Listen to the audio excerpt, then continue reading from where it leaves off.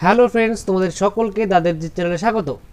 2022 সালের উচ্চ মাধ্যমিক পলিটিক্যাল সায়েন্স বা রাষ্ট্রবিজ্ঞানের প্রশ্নপত্রের সমাধান নিয়ে আজকের এই ভিডিওটি।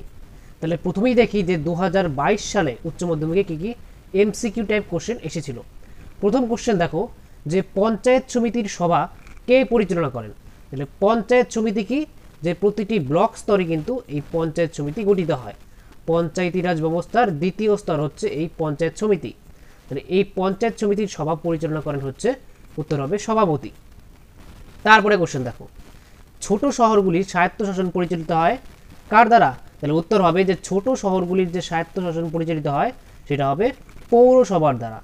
আর বড় বড় শহরগুলির যে স্বায়ত্তশাসন পরিচালিত হয় সেটা হচ্ছে কর্পোরেশনের দ্বারা। ঠিক আছে। তারপরে কোশ্চেন দেখো, কত সালে পশ্চিমবঙ্গে পঞ্চায়েত আইন প্রণীত হয়। তাহলে মনে রাখবে উত্তর হবে 1973। 1973 সালে পশ্চিমবঙ্গে পঞ্চায়েত আইন প্রণীত হয়। তারপরে কোশ্চেন দেখো, অথবা একটি কোশ্চেন আছে যে তপশিলি জাতি, তপশিলি উপজাতি ও মহিলাদের জন্য 73তম সংবিধান সংশোধনের মাধ্যমে আসন সংরক্ষণের ব্যবস্থা করা হয়েছে কত সালে। তার উত্তর হবে 1992 সালে। 1992 সালেই এই 73তম সংবিধান সংশোধন করা হয়।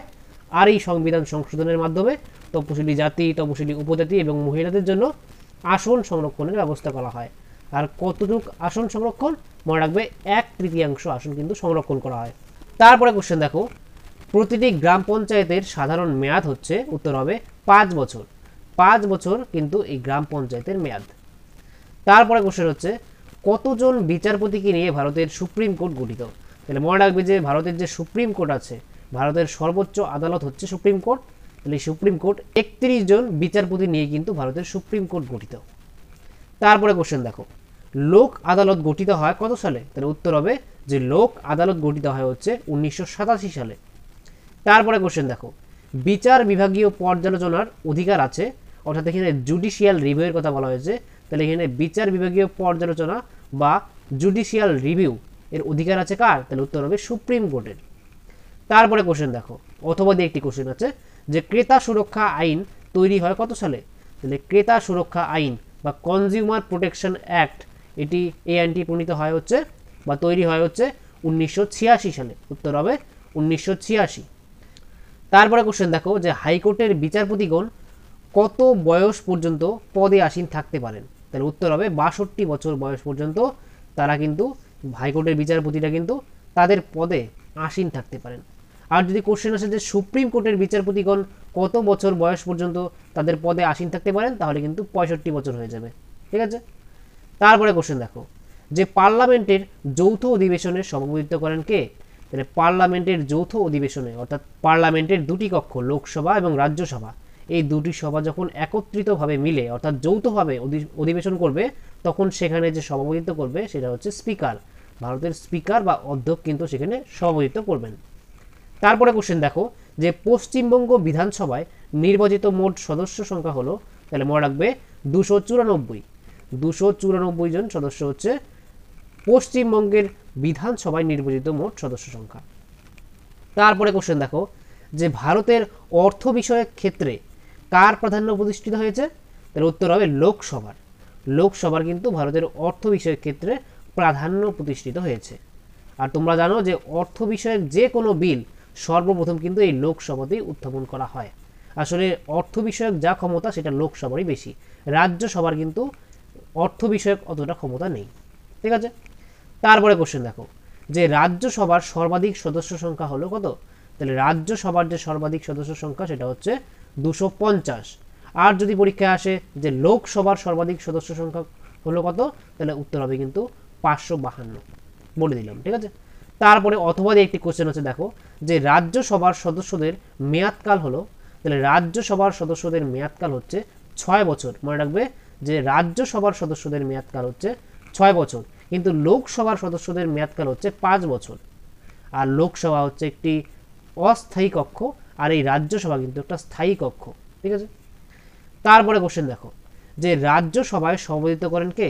তাহলে মনে রাখবে যে রাজ্যসভায় সভাপতিত্ব করেন হচ্ছে উপরাষ্ট্রপতি, অর্থাৎ ভারতের ভাইস প্রেসিডেন্ট।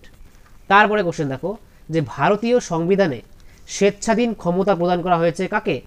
তাহলে ভারতীয় সংবিধানে স্বেচ্ছাধীন ক্ষমতা প্রদান করা হয়েছে রাজ্যপালকে। তারপরে অথবা দিয়ে একটি কোশ্চেন হচ্ছে যে রাষ্ট্রপতি পদপ্রার্থীর ন্যূনতম বয়স হতে হবে, তাহলে উত্তর হবে 35 বছর। তারপরে কোশ্চেন দেখো, ভারতের প্রথম রাষ্ট্রপতি হলেন, উত্তর হবে ডক্টর রাজেন্দ্র প্রসাদ।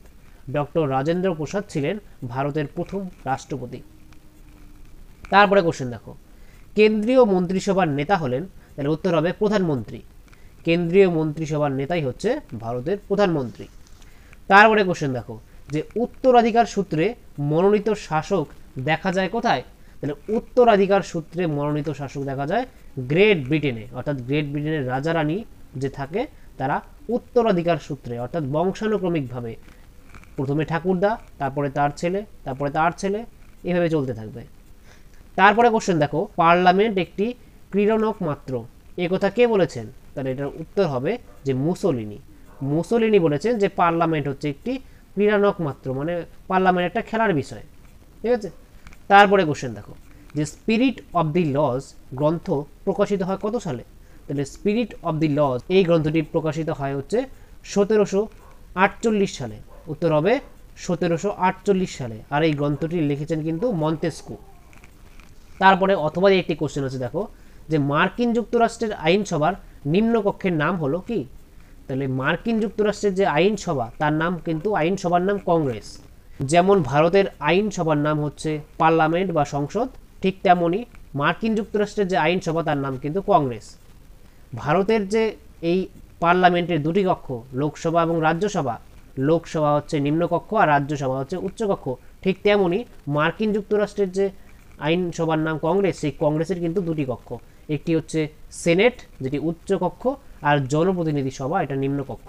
তাহলে এখানে কোশ্চেনে আছে যে মার্কিন যুক্তরাষ্ট্রের আইনসভার নিম্নকক্ষের নাম হলো কি, তাহলে উত্তর হবে জনপ্রতিনিধি সভা, এটা হচ্ছে নিম্নকক্ষ। আর যদি কোশ্চেনে আসে যে উচ্চকক্ষ কোনটা, তাহলে হয়ে যাবে সিনেট।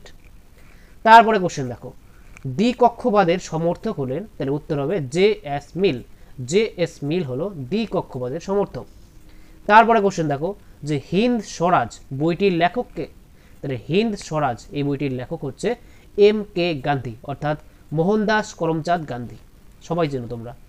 তারপরে কোশ্চেন দেখো, বৈপরীত্যের ঐক্য ও সংঘাতের তত্ত্বটির সঙ্গে সম্পর্কিত, উত্তর হচ্ছে মার্ক্সবাদ। মার্ক্সবাদ হচ্ছে এই বৈপরীত্যের ঐক্য ও সংঘাতের তত্ত্বটির সঙ্গে সম্পর্কিত। তারপরে কোশ্চেন দেখো, জাতীয় মূল্যবোধের সমষ্টি হলো জাতীয় স্বার্থ, একথা বলেছেন কে, তাহলে জাতীয় মূল্যবোধের সমষ্টি হলো জাতীয় স্বার্থ, একথা বলেছেন জোসেফ ফ্রাঙ্কেল। উত্তর হবে জোসেফ ফ্রাঙ্কেল। তারপরে কোশ্চেন দেখো, পলিটিক্স অ্যামং নেশন বইটি কার লেখা, তাহলে উত্তর হবে Hans J Morgenthau. Hans J Morgenthau এই বইটি লিখেছেন, বইটির নাম হচ্ছে পলিটিক্স অ্যামং নেশন। তারপরে কোশ্চেন দেখো, ওয়েস্টফেলিয়া শান্তি চুক্তি সম্পাদিত হয় কত সালে, ওয়েস্টফেলিয়া শান্তি চুক্তি সম্পাদিত হয় হচ্ছে 1648 সালে। এই হয়ে গেল এমসিকিউ টাইপ কোশ্চেন। এবার দেখি যে 2022 সালের উচ্চ মাধ্যমিক পরীক্ষায় কি কি এসিকিউ টাইপ কোশ্চেন এসেছিল।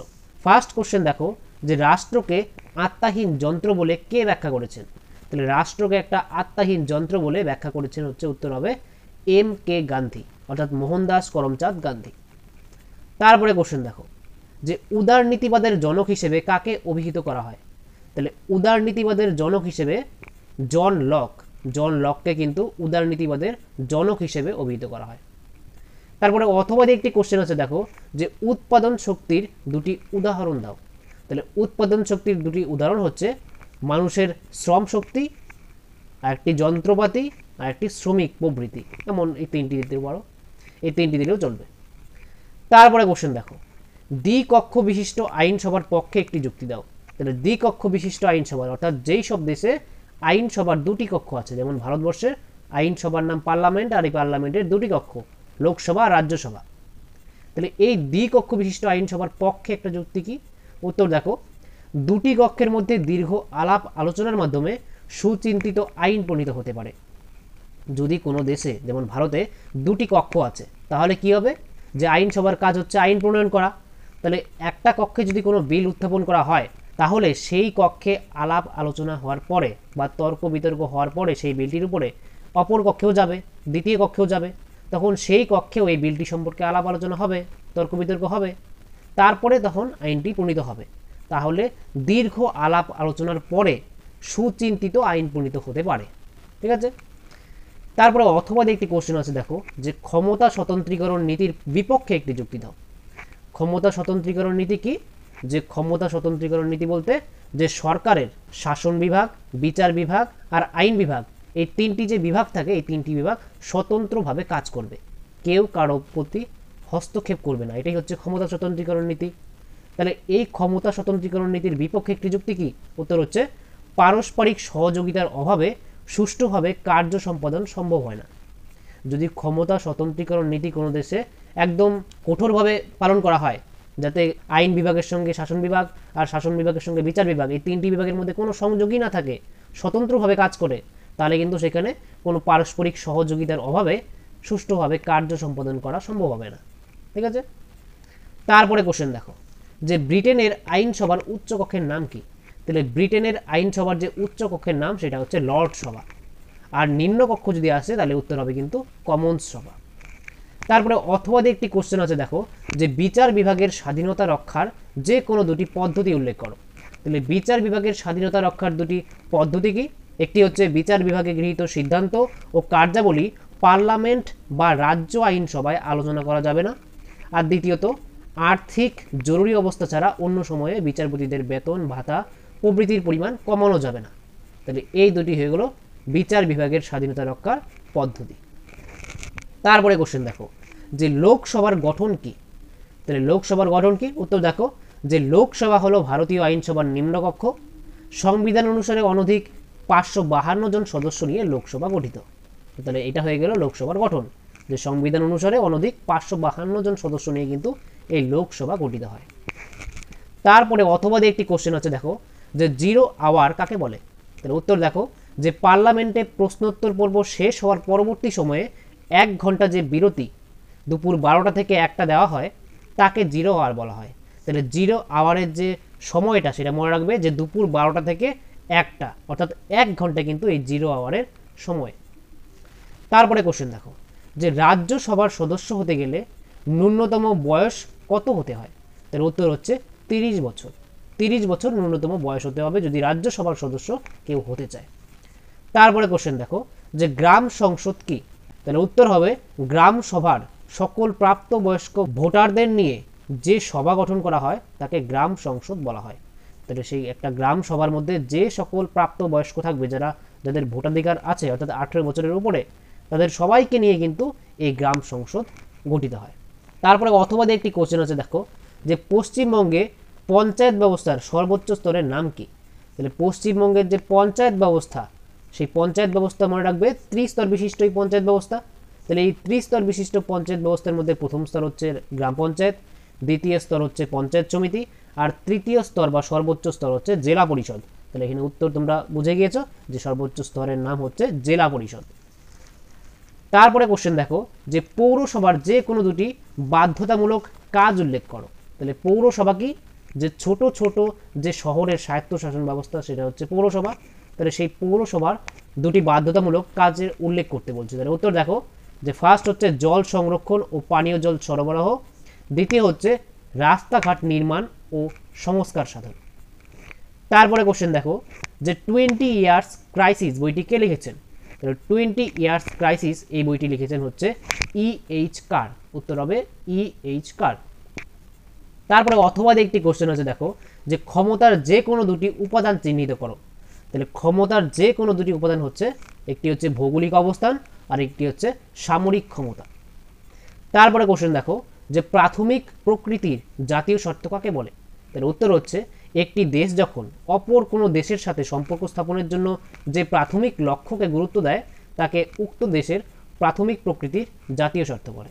তারপরে কোশ্চেন দেখো নাম সর্বস্ব শাসক ও প্রকৃত শাসকের মধ্যে পার্থক্য কি? তাহলে উত্তর হচ্ছে যে শাসক শুধুমাত্র নামেই প্রধান শাসক, তার নামে শাসন কার্য পরিচালিত হলেও প্রকৃত ক্ষমতা তিনি ভোগ করে না, তাকে নাম সর্বস্ব শাসক বলে। মানে তিনি নামেই সর্বোচ্চ শাসক, তিনি কিন্তু প্রকৃত ক্ষমতা ভোগ করেন না, তাকে বলা হয় নাম সর্বস্ব শাসক। আর যে শাসক শাসন বিভাগীয় ক্ষমতা প্রকৃত অর্থে ভোগ করেন তাকে প্রকৃত শাসক বলে। তাহলে এটাই ছিল পার্থক্য। তারপরে কোশ্চেন দেখো যে আমলাতন্ত্রের যে কোনো দুটি কার্যাবলী চিহ্নিত করো। তাহলে আমলাতন্ত্রের দুটি কার্যাবলী হচ্ছে, 1 নম্বর হচ্ছে নীতি ও আইন বলবৎকরণ, আর দ্বিতীয় হচ্ছে শাসন কার্যে নিরবিচ্ছিন্নতা রক্ষা। তারপরে কোশ্চেন দেখো যে ভারতীয় সংবিধানের 356 ধারায় কি বলা হয়েছে। তাহলে ভারতীয় যে সংবিধান, সেই সংবিধানের 356 ধারায় কি বলা হয়েছে, উত্তর দেখো যে কোনো রাজ্য যদি সংবিধান মেনে না চলে তাহলে সেই রাজ্যের জনকল্যাণের বিষয়টিকে গুরুত্ব দিয়ে রাষ্ট্রপতি সেই রাজ্যের শাসনভার নিজের হাতে তুলে নেন। তাহলে এটাকে বলা হয় ইংরেজিতে প্রেসিডেন্ট রুল। এই 356 ধারা অনুসারে রাষ্ট্রপতি শাসন জারি হয় কিন্তু কোনো রাজ্যে। অর্থাৎ কোনো রাজ্যে যদি এমন অবস্থা দেখা যায় যে সংবিধান অনুসারে সেখানে, অর্থাৎ আইন অনুসারে সেখানে কোনো কাজ হচ্ছে না, তখন কি হতে পারে, তখন রাষ্ট্রপতি সেখানে শাসন করবে, কেন্দ্র থেকে সবকিছু সেখানে শাসন কার্য পরিচালনা হবে। তারপরে অথবা একটি কোশ্চেন দেখো যে ভারতের অ্যাটর্নি জেনারেলকে কে নিযুক্ত করেন। তাহলে ভারতের যে অ্যাটর্নি জেনারেলকে কে নিযুক্ত করেন, উত্তর হচ্ছে রাষ্ট্রপতি। রাষ্ট্রপতি অ্যাটর্নি জেনারেলকে নিযুক্ত করেন। তারপরে কোশ্চেন দেখো যে কেন্দ্রীয় মন্ত্রিসভার যে কোনো একটি কার্য চিহ্নিত করো। কেন্দ্রীয় মন্ত্রিসভার একটি কার্য হচ্ছে, উত্তর দেখো যে শাসন বিভাগকে পরিচালনা ও নিয়ন্ত্রণ করা। তারপরে কোশ্চেন দেখো যে বন্দি প্রত্যক্ষীকরণ কি। তাহলে উত্তর হচ্ছে কোনো ব্যক্তিকে সশরীরে আদালতে হাজির করানোর নির্দেশ দান হলো এই বন্দি প্রত্যক্ষীকরণ। এই বন্দি প্রত্যক্ষীকরণ কিন্তু একটা লেখো জারি, ঠিক আছে, যাতে ভারতের প্রত্যেক নাগরিকের মৌলিক অধিকার ক্ষুণ্ণ না হয় সেটা দেখার দায়িত্ব এই হাইকোর্ট ও সুপ্রিম কোর্টের। তার জন্যই কিন্তু এই 5 প্রকার লেখো জারি করতে পারে, আর এই 5 প্রকারের মধ্যে এই বন্দি প্রত্যক্ষীকরণ হচ্ছে একটা লেখো। তারপরে কোশ্চেন দেখো যে ভারতের বিচার ব্যবস্থার যে কোনো একটি বৈশিষ্ট্যের উল্লেখ করো। তাহলে ভারতের বিচার ব্যবস্থার একটি বৈশিষ্ট্য হলো অখণ্ড বিচার ব্যবস্থা, ঠিক আছে। তারপরে অথবা একটি কোশ্চেন আছে দেখো যে ভারতের সংবিধানের কত নম্বর ধারায় বলা হয়েছে যে প্রতিটি অঙ্গরাজ্যে একটি করে হাইকোর্ট থাকবে। তাহলে উত্তর হচ্ছে 214 নং ধারায়। 214 নং ধারায় বলা হয়েছে যে প্রত্যেক অঙ্গরাজ্যে একটি করে হাইকোর্ট থাকবে। তাহলে এই ছিল এসিকিউ টাইপ কোশ্চেন। এবার দেখি যে কি কি বড় কোশ্চেন, অর্থাৎ 8 নম্বরই কোশ্চেন এসেছিল 2022 সালের উচ্চ মাধ্যমিক পরীক্ষায়। প্রথম কোশ্চেন দেখো আন্তর্জাতিক সম্পর্কের সংজ্ঞা দাও, আন্তর্জাতিক সম্পর্কের বিকাশের ধারা সংক্ষেপে আলোচনা করো। আর অথবা দিয়ে একটি কোশ্চেন এসেছিল যে বিশ্বায়ন কাকে বলে, বিশ্বায়নের প্রকৃতি আলোচনা করো। দ্বিতীয় যে কোশ্চেনটি এসেছিল সেটি হচ্ছে মার্কসের রাষ্ট্র সম্পর্কিত তত্ত্বটি আলোচনা করো। আর অথবা দিয়েই গান্ধীজির সত্যাগ্রহ সম্পর্কিত ধারণাটির ওপর একটি টিকা লেখো, এই কোশ্চেনটি এসেছিল। তৃতীয় কোশ্চেনটি হলো ভারতের প্রধানমন্ত্রীর ক্ষমতা ও কার্যাবলী বিশ্লেষণ করো। আর অথবা দিয়ে এসেছিল যে রাজ্যপালের ক্ষমতা ও পদমর্যাদা আলোচনা করো। আর চতুর্থ যে কোশ্চেনটি এসেছিল সেটি হচ্ছে লোকসভার অধ্যক্ষের ক্ষমতা ও কার্যাবলী ব্যাখ্যা করো। এখানে অধ্যক্ষ বলতে স্পিকারের কথা বলা হয়েছে। লোকসভায় যিনি সভাপতিত্ব করেন তাকেই তো অধ্যক্ষ বা স্পিকার বলা হয়। তাহলে সেই স্পিকার বা অধ্যক্ষের ক্ষমতা ও কার্যাবলী এখানে ব্যাখ্যা করার জন্য বলা হয়েছে। তারপরে অথবা দিয়ে একটি কোশ্চেন আছে দেখো যে ভারতীয় পার্লামেন্টের উভয় কক্ষের সম্পর্ক আলোচনা করো। তারপরে পঞ্চম যে কোশ্চেনটি এসেছিল সেটি হচ্ছে ভারতের কোনো রাজ্যের হাইকোর্টের গঠন ও কার্যাবলী আলোচনা করো। তারপরে অথবা দিয়ে একটি কোশ্চেন এসেছে সেটি হচ্ছে ভারতের লোক আদালতের গঠন ও কার্যাবলীর উপর একটি টিকা লেখো। তাহলে এই হয়ে গেল 2022 সালের প্রশ্নপত্রের সমাধান। আশা করছি তোমাদের এই প্রশ্নপত্রের সমাধানটি আগামী পরীক্ষাতে কাজে লাগবে। তো ভিডিওর শেষ পর্যন্ত দেখার জন্য তোমাদের অসংখ্য ধন্যবাদ। দেখা হচ্ছে পরের একটি নেক্সট ভিডিওতে। ততক্ষণের জন্য বাই।